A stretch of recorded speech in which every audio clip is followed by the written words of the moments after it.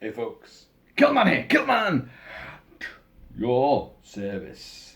And today you catch me wearing a Mackenzie tartan. That would be the modern Mackenzie. The kilt pin of choice is a grouse foot. Because, yes, I drink grouse. Although right now I'm actually drinking coffee. But it's vaguely Scottish coffee, you know. There's a wee bit of tartan milk gone in there. Folks, got another mask to show you. Not a new mask, but another unusual one. One that I found while I was just searching through a whole bunch of masks. There's masks everywhere, you know, of course there is. And, you know, I've been looking for various things to show you. And this one just suddenly come out the blue. And it's another werewolf mask. Yeah, I know, Kilt-Man, you've got nothing but werewolf masks. Well, I didn't show you this one though. And you can see him, I think just in the corner of the frame there. He's there going, "Arr, arr, arr. Get me on screen, show me now." And he's kind of unusual. He's a good mask, he's a great mask in fact. But he's a mystery again. And I don't know who made him. I don't know the pack he came from. I'm not sure who sired him, you know, where he normally hunts and prowls. But he's here now. And I've had him for about 3 years. And I bought him, where did I buy him from? Well, the thing, I remember buying him. I remember seeing his picture. I'm not sure where I got it from though, whether it was eBay or Amazon or what, I don't know, I can't remember now. But I remember seeing the picture thinking, that's a good look. That's a good look for a werewolf, that. Because I've said many times before that, you know, as being a big devotee of werewolfery and lycanthropy and the wolfman, I always prefer the upright werewolf. The werewolf that has the look of, there's a vestige of humanity in there, but with, you know, the pointy ears, the fangs, the jutting jaw, you know, the kind of feral eyes, but walks upright. I find that more terrifying than someone who becomes a werewolf and then, transforms into an animal, a four-legged beast, because then it is just an animal. They're still fantastic, don't get me wrong, but I've always been more enamoured and more kind of, you know, creeped out by the bipedal one, the howling, you know, as opposed to American Werewolf, although you know how much I love American Werewolf, but the look of the wolf in the howling is more Jesus Christ, and obviously Lon Chaney's Wolfman. And this guy here, I'm about to show you, has that kind of look as well, because there is definitely a human face in there. The fur is on the outside, so again, Oliver Reed from Hammer's Curse of the Werewolf, Henry Hull from Werewolf of London, and, you know, obviously the Howling Werewolves, although they do transform into big monstrosities. And I'm playing the soundtrack to Dog Soldiers in there as well, so, you know, and they are, well, they're humongously tall dancers, ballet dancers, speed skaters on those, you know, those razors, those leg extension razor things, and they look tremendous, but they do look like Lassie, you know, they're kind of cute. They're kind of like, oh, I know my jugular's about to go here, but hey, come here. Whoa, let me just, whoa, give us a kiss. Oh, my face is gone, but you still look so gorgeous. So I kind of get that vibe from this guy. He is a wolf, but he's also got a human face. And the mystery about him, I've got another thing here to show you, which you've seen before, but it does tie into this. Let's just show you this guy and stop the waffle. He's bagged out to hell, but look at this. Look at this fella. Give you a good tour around. Look at the fur. Look at the pelt you've got on this guy. Look at the chest covering. and there's a fair bit round the back as well. And he is velcroed. You can tighten it around and velcro him in there. And you've got different tones and shades to the fur. The thing that makes this, A, is the rage on this guy's face and the sheer coverage of fur and the different shades you've got. Around this face, you've got this sort of blonde, shock wave around the visage. And then you go into this kind of grey, wispy stuff, and then you go into like this sort of brown and beige and all this sort of weird textures and colours and shades. But not only that, you have these incredibly sort of wispy stuff you can play with, and you can tuck them behind the ears, or you can give him like a ridiculous amount of, kind of like new romantic strands hanging down, give him some kind of like, hey, really, a bit of synth bop behind him. But look at that face. That is pure and utter rage. Look at the snout. Look at the detail on that snout. And all the contours of the, his stuff, his cheeks are raised. And it's pure and utter anger and rage. Look at the teeth. Teeth are great. And again, they're not over elaborate, they're humanistic, just slightly extended with the canines, but they're just, they're not like a great big, out here fanged monstrosity. It is just pretty much a normal mouth with the lips have really curled back. And I like the way you've got the black lips. Look at a dog's lips or a wolf's lips, should you ever happen to get that close. And that's pretty much how they look. You have a gum line as well, which is quite nice. There's yellowing effect on the teeth. The sculpt is really good, as you can see. The latex, it's not as thick as you might think it is. Looking at that, because that looks really, really, really good. But it's a bit thinner than some, but it's no threadbare, meagre, amalgamation of latex. Because otherwise it would not retain that. Look at that face. I love the way the snout is kind of downturned. It's not coming up, and I normally like that kind of look. But this, because of the way the arched eyebrows, just the shape of that face, that angular sort of, it's blunt. I said angular, I meant blunt. Angular is a completely different thing. But boosh, that's like right up to you there, and it's kind of like some, absolute complete and utter twat in the boozer going, you looking at my bed? Are you fucking looking at my bed? And he squares up to you like that. Are you like this? Are you? Yeah, that's right. Are you? Because normally they tower above me.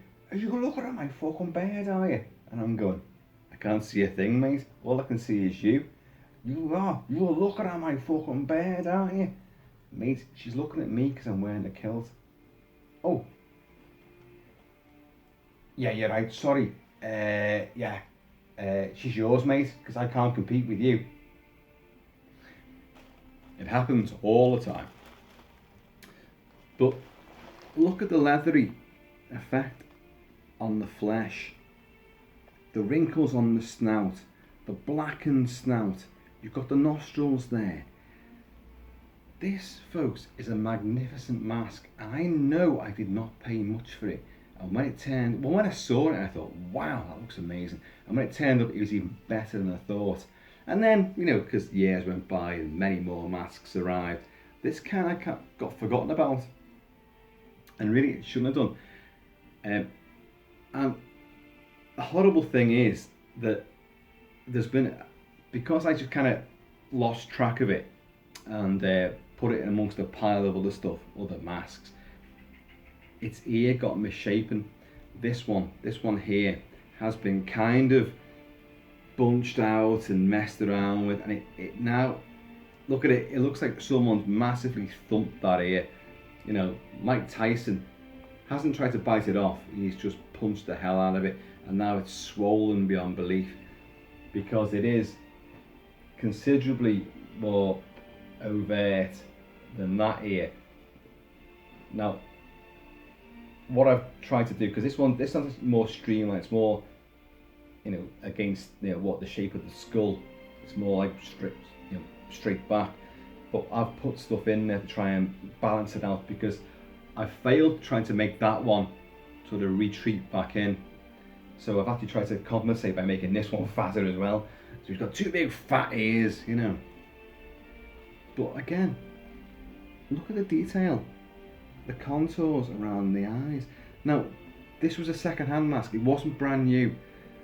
And again, so there's this little, you can see where the fur around the face has come adrift slightly. That's not an issue, of course it isn't. Glue that back on, no issue at all. And but the hairline is magnificent. The way it's shaped around the face is truly, truly fantastic. And just look at the sheer coverage of fur that you've got. You've got these long strands, and you've got the pelt. You've got this meshed pelt. I say meshed because it is stitched in to a lovely, lovely, warm and comfortable covering of material on the inside. So that fur ain't going anywhere. That's not going to come out. You're not going to get get this out of the cupboard or whatever, get it out the box, whatever you've kept it in, and the fur is just going to come off in your hand. It's not going to happen. The coverage is amazing. The way all this stuff, all this freaky weird stuff here, which you can really play around with to your heart's content, that, as you can see, is glued into the top here. So you've got like a bit of scalpage going on, but sweep it all back, and it adds this lovely contrast to the rest of it. This sort of grey effect. Now, obviously, you could lacquer that down, you could spray it, you can do whatever you want with it to give him this. Look at that. That's pure ferocity, isn't it? Look at it. He is one demonic son of a bitch, this guy. Look. There's anger. He's not. I would say he's not happy, but I reckon he actually is pretty happy being a werewolf. And he's just food. And look at that. You've got it in spades. That detail and that, countenance really is sculpted well. And if you look closely at the actual detail on the flesh, the pot marks, it looks as though you've got little hairs, little tiny hairs which haven't quite grown out yet. Stubble, basically, is massively, in evidence across this leathery visage. Tremendous. The teeth, that is very thin. That is very, very thin. Not a bad thing, because compared to the rest of it, that's possibly the only downside to it, is that the teeth are remarkably thin. It's just a little block of very thin latex, but they do look great. You've got that yellowing effect at the top of the teeth. Look at the molars. There is a fair bit of difference in the shading and colouring of the teeth. Not many even do that. That's really, really good.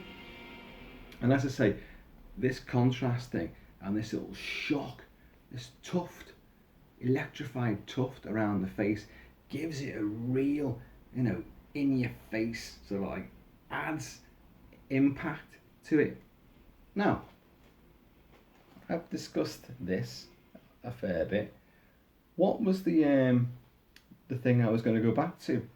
Well, you all know, and you should have seen my video on this particular mask, one of my favourite masks of all time, from Zagoni, and this is Krampus.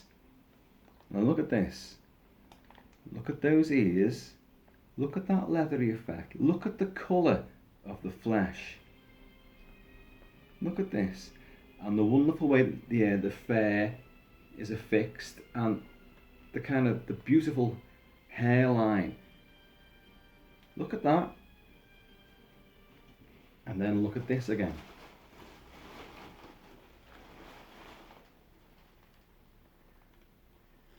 look at the severity of the snarlage and the eyes. Do these guys not look remarkably similar? Okay, he's got horns, but look at that. Now, I don't know. Did Zagoni make this? There is no label with this. There is no markings on it that I've seen. So, did Zagoni make this as well? Look at the ears again. Look at that ear. Okay, let's try and look at the ear that's not deformed, which I think is this one. The ears are very similar again. The fleshy look to it, that leathery look, the contours, the detailing is very, very, very similar. Now, I've worn this mask before and it looks incredible.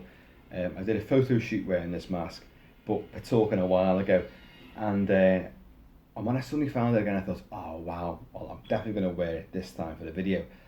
But because it's been crushed, it doesn't look as good, and I could not get my eyes aligned with the holes, so it doesn't get the effect. But I'll try and do it.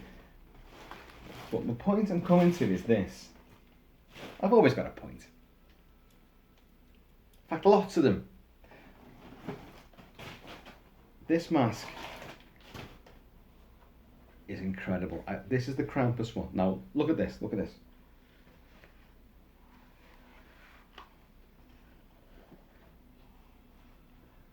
Watch how it comes alive with the eyes.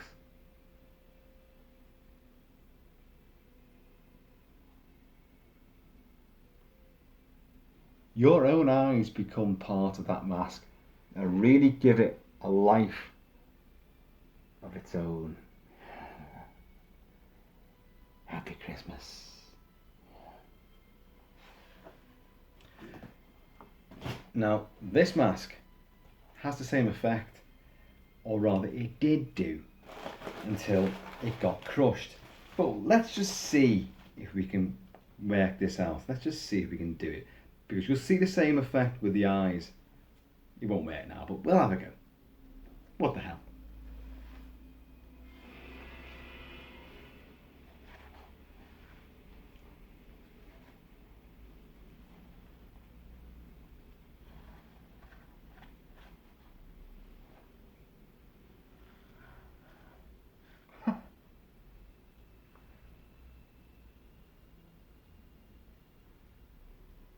Well, that eye's crushed.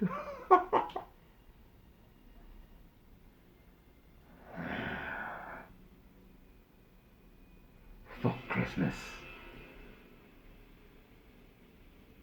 I'm gonna roast your chestnuts right now. See? Can you see what I mean? The way the eye looks. Forget that one, because what's gone wrong is the alignment is completely gone because it got stoved in. And yeah, I have worn that and it looked amazing. And again, your own eyes gave it a life of its own. And people go like, oh my God, it's the eyes. And like, it's just your own eyes. You know, you're not adding anything to it. The mask hasn't got this fucking, great sort of, lenses in there. It's just your own eyes. But the way that it fits around your eyes and accentuates them, But that is a wonderful, wonderful werewolf mask. So once again, I'm going to ask folks out there, have you seen this mask? Do you have this mask? Who made this mask? Is the Zagoni Studios stamped on it somewhere, which I've just not seen? Well, I don't think so. I would have thought that the teeth may have been more robust. I mean, there's nothing wrong with them. It's just they are basically, that's just a set piece and it's quite thin. Whereas I would have thought if Zagoni had done it, then it would have been a fair bit more robust. So if you have this mask, I mean, I actually like the way these strands hang down and give it a kind of like, what the heck? It's like, what? You just don't care, do you? You know, you've come out, it's a full moon, you could have done yourself, done yourself proud and straightened your hair or slicked it all back or done whatever.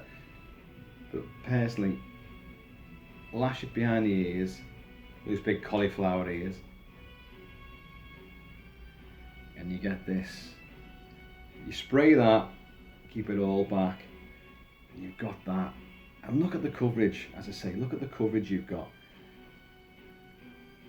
Your costuming to go alongside this is pretty much endless. You could do whatever you want. Jacket, combat jacket, a suit. You can wear whatever you want with this, because you've got this acres of coverage, which could go under the shirt or the jacket, or you could spill it out all over the top as some completely hillbilly redneck wolf that doesn't give a fuck, But as I say, this one's undergone on the fault of myself. It's kind of got stoved in. The ear was a victim, and the face kind of got mushed in, so the eyes don't really sit. I mean, you saw that there was a struggle to get my eyes to, come up to see out of the proper eye holes. But either way, you put on display, that's outstanding. Now look again. Here's the wolf from the unknown company. And here's the Krampus from Zagoni.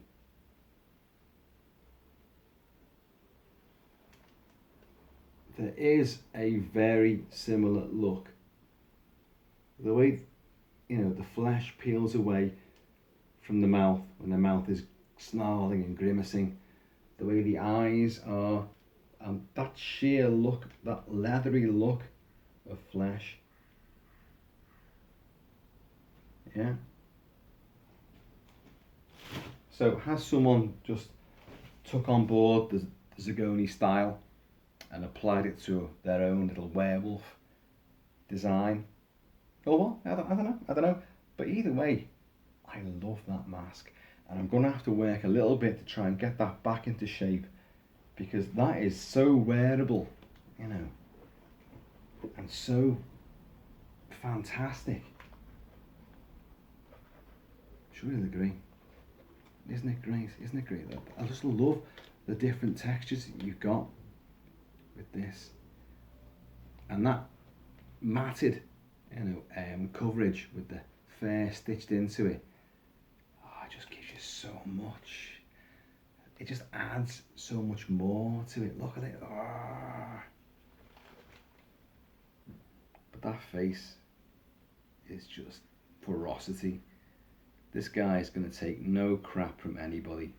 He's just going to devour them. They're wonderful. So it just shows you, I can look close up. What you can find. I think, look at the detail around here. That is magnificent, that. So for a cheapskate mask, I'm not saying this is, I know I got it cheap, but whether it actually is a cheap mask, I don't think it is. How can it be?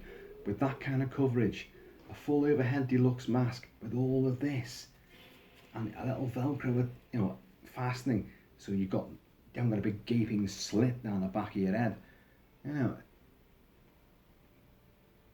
I'm thinking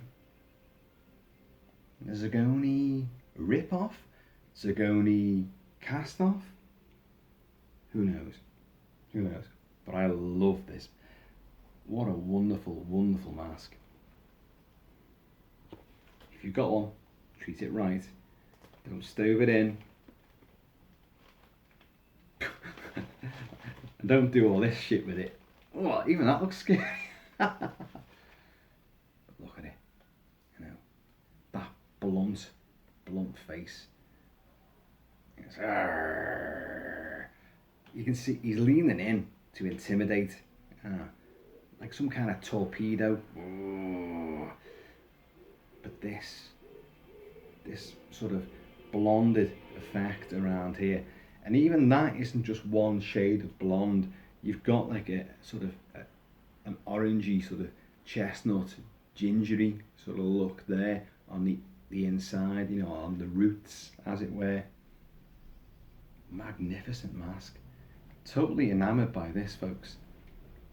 Had it for a long time, as I say, and kind of forgot about it, and then I literally was looking for stuff, and it just tumbled out and said, hello, here I am. You forgot about me. Well, let's put the record straight. So that mask is awesome. Folks, wherever you are, be happy, be healthy, take it easy, keep it kilted, keep it Celtic. And yes, I've still got the Van Helsing castle here. Well, the Castle Dracula from the Van Helsing playset. But hey, you know, it looks good. It adds to the whole sort of gothic, ghoulish toy shop effect. Within Kilty's antiquarian, you know, gothic toys of splendour. Folks, anyway, I'm going to see you all later. I can't never reach the stop button from this position.